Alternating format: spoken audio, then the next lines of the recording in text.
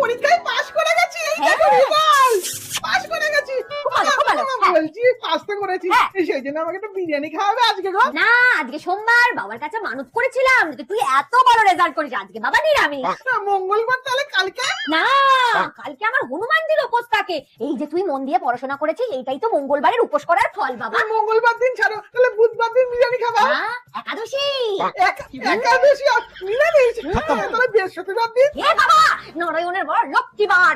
বৃহস্পতিবার দিন হবে না? না। তাহলে শুক্রবার? এ বাবা, মা সন্তোষী রেগে যাবে। একদম না, একদমই না।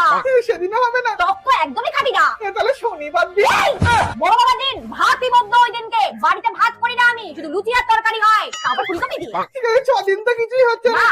রবিবার? না বাবা, এই এতগুলো দিন নিরামিষ খাওয়ার পর একদিন আমিষ খেয়ে কি হবে? ও নিরামিষ খেয়ে নে, ফুলকপি করবো।